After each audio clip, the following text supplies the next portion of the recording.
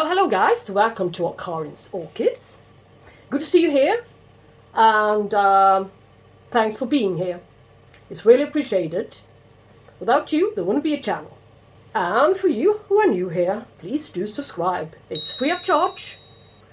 And with that said, let's jump over to the subject for today.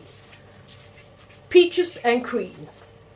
Not only peaches and cream. Yeah, that's a title on an orchid video I uploaded some time ago. Yeah, it was kind of popular. I was showing some bad orchids to you.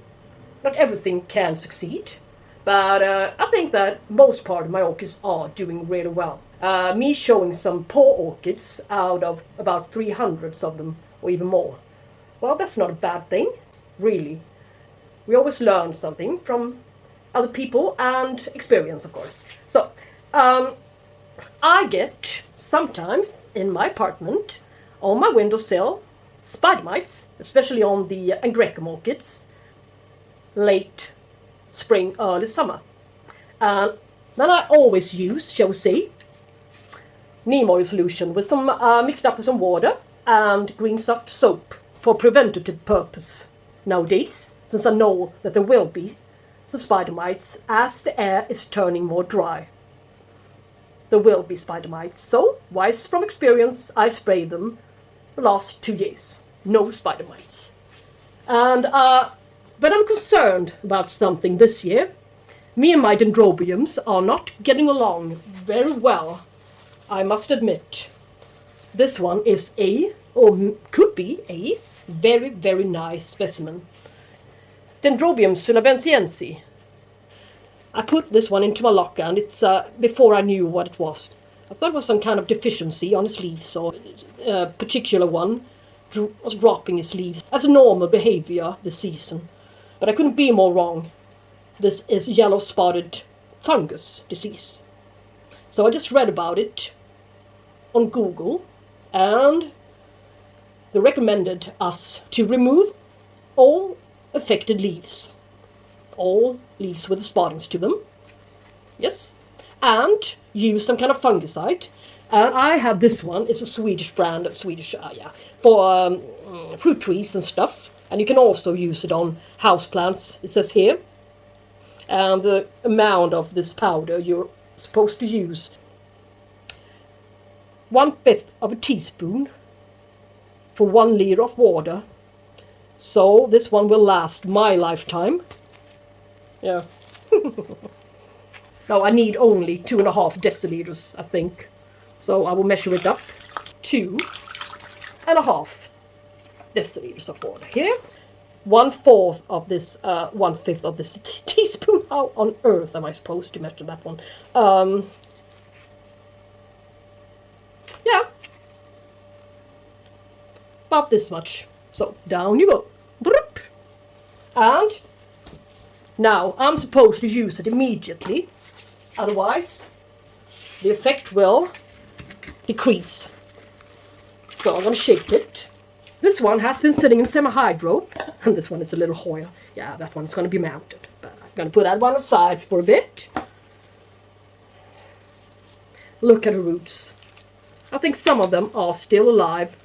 Some are green, looking okay, but not all that great. Although she has been doing a lot better since I put her into the cabinet. But this disease has not spread, so maybe it's not so bad as it could have been. So, and as you can see, her newest growth is not affected at all. Shall we say the last one, top leaf here. It's not sticking to the other leaf, or due to lack of humidity. So in the locker, it will stay. It's doing much better there. It needs this humidity. What it doesn't need is this fungus. So what I will do is get her out of her lecker setup, which she seems to enjoy. It's doing quite alright in here. But that's not an option anymore, unfortunately. And I also did a soft semi-hard repotting on her, so the sphagnum was still there. So I'll clean her off. Take you there. Look at it. I have to disinfect the little tool I'm going to use. Some alcohol. Yep. use some gloves this time. I don't want it to spread to the other ones. Last thing it does.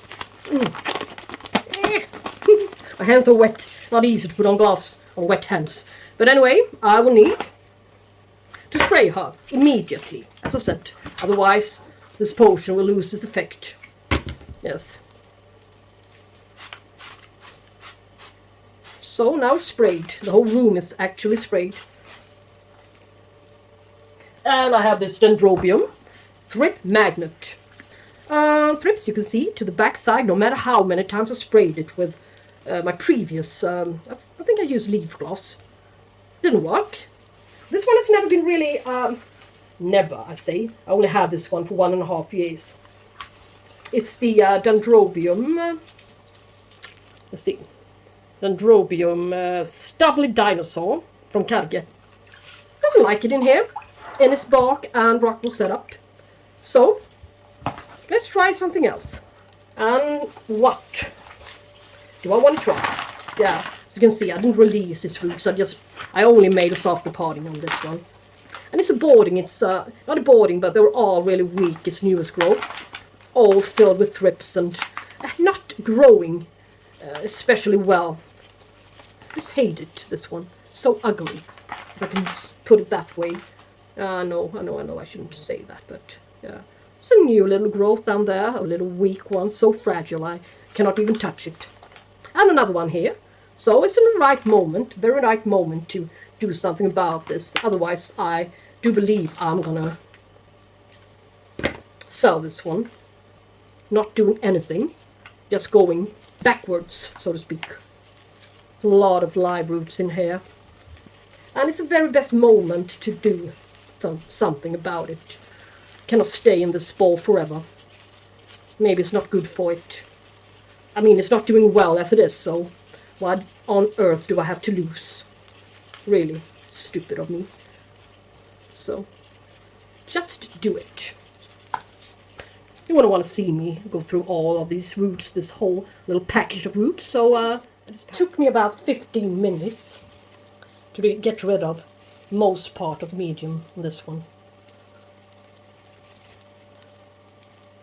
It's really, really crazy. But I've still got the new growth in there. So, and that one is still intact, so it's a better one. So, not so fragile. So, and I need to spray this one with this neem oil solution. Soft green soap, water, and neem oil. This Litoria type orchid. It's a really nice one. That's why I got it. And this whole thing is driving me crazy. Weak growth with some thrips on. So it can be sometimes a bit frustrating, but never mind. It's alright. Yeah, a little bit of sphagnum moss.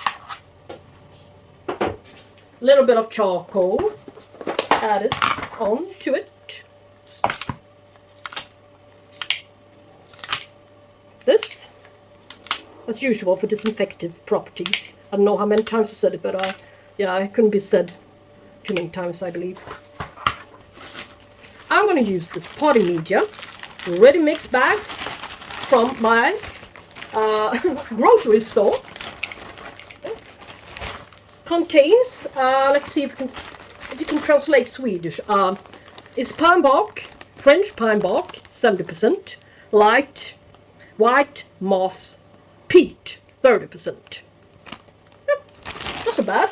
This one, sometimes a bit large pieces nowadays. They changed the recipe on this little orchid mix lately, but it's still okay. You will be kind of surprised. This is the part I'm going to use. Going back to the basics. Really, back to the basics. This one is growing wide, but its root system is not so very long. It's quite shallow. So what to do? Yes, put some stuff, and pumice to the bottom instead of I just want to get rid of my pumice still. You see, and it usually grows in every direction, but for now it's here. Yeah, and it can grow to the backside as well. So yeah, I'm gonna leave a little bit of space to the backside, and I just want her down into this pot, and this pot is gonna hold her. Great. add a little bit of the larger pieces to the bottom. And down you go into this clay pot. And you know what? I think you're going to thrive. This is a setup I prefer. I always love this setup. It's been so great, and it's been giving me such great results on almost every orchid until the scale arrived, lurking about in the root system, round the root system, on the roots, where I couldn't see them, so I could never ever get rid of them. So I had to transition most part of my orchids, the worst ones at least, into semi-hydroponics. And now, for many of them, I see no reason to switch. I have to be think a little bit more constant. I mean, not only for the moment. So I need some more patience. Yes. This pot holds a lot of media. This is a kind of potting mixture they use at the Gothenburg Botanical Garden. I've been talking about this setup before and how much I really loved it. Everything seemed to bloom. Cattleyas, large spikes, several blooms. As I said, it all ended with a scale. So, but now let's hope I got rid of most part of them. Neem oil is sufficient for thrips and scale and everything. It also nourishes the leaf. Gives them a little bit of nutrients. I like the looks of an orchid in a clay pot. It's candy for my eyes, really. I need to disinfect the scissors one more time. Cut away everything affected. But I wouldn't want to have a leafless one. It looks ugly. So what to do? I'm gonna cut it the shape of a leaf.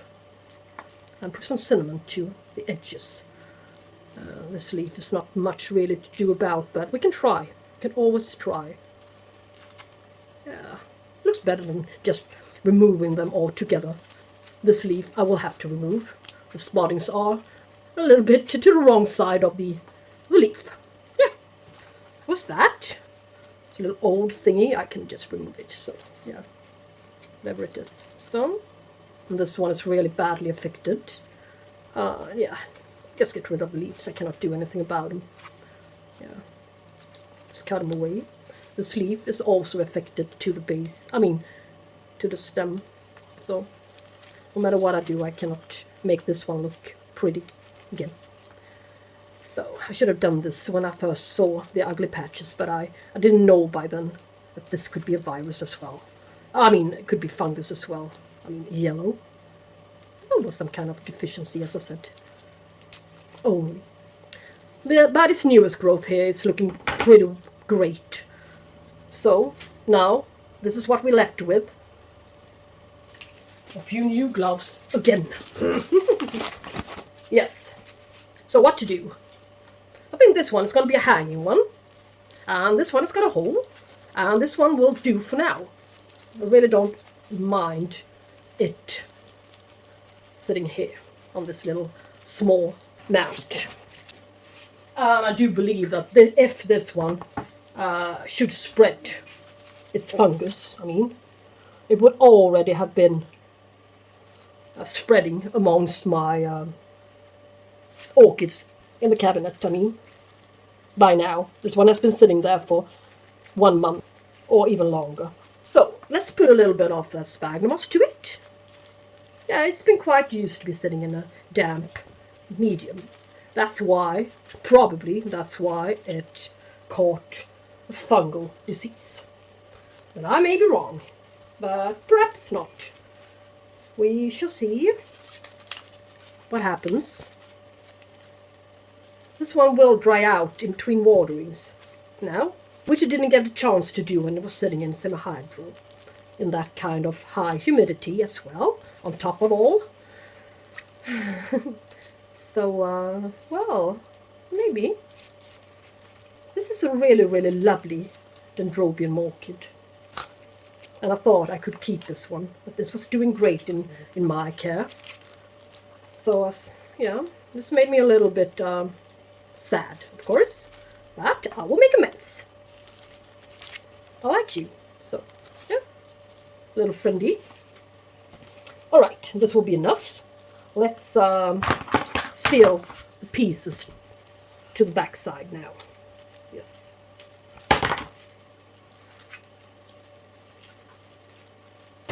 Where are they? Ah, here. It's a new fishing wire I bought. A little bit thinner. I didn't remember the width of the other one, so I usually use. That one is finished, so this one is a little bit thinner, so I can barely see it. Yay. But it looks nice. It looks nice. It does its job really well. This one as well.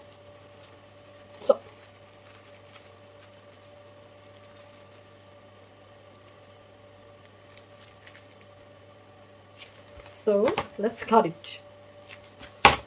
And yay, looks kind of great, I think, on its mount. This tall one, a long orchid. Okay, let's make a hanger. Have to be really generous with the wire. Not too short. So, stick it in through the hole. Bend it like this. Yeah, any way you want it. Oh, perhaps like this. Now I'm just gonna wait for it to dry off a bit until I put it into the locker again. So this is a 16 days later update.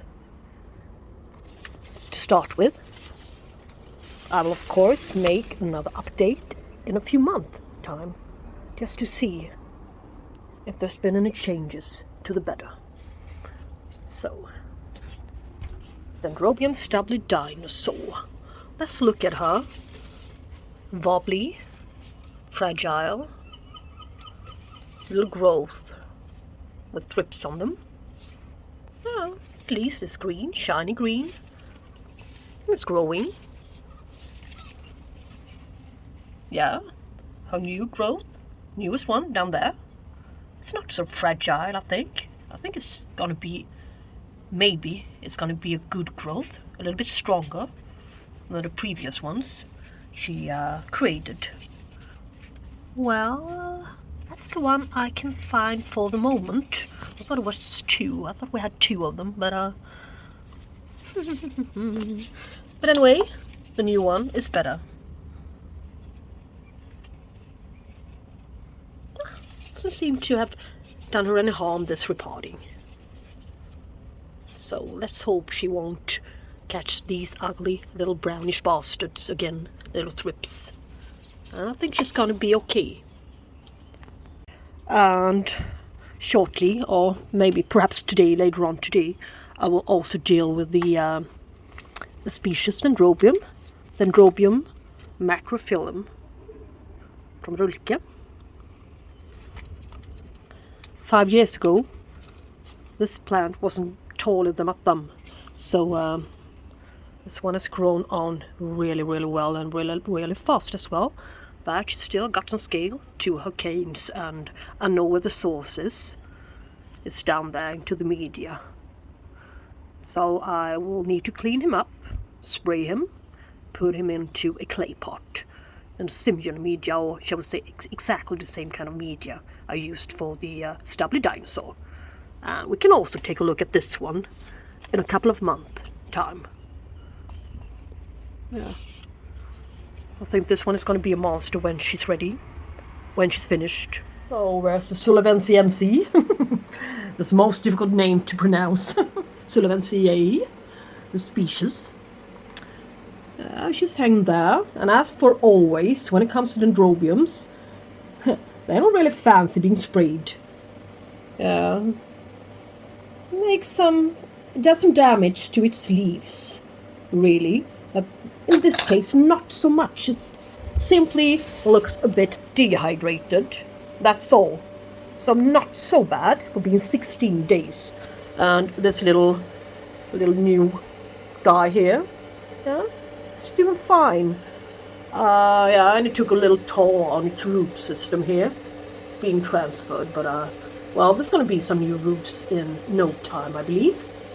But the most important thing is, no more yellow patches.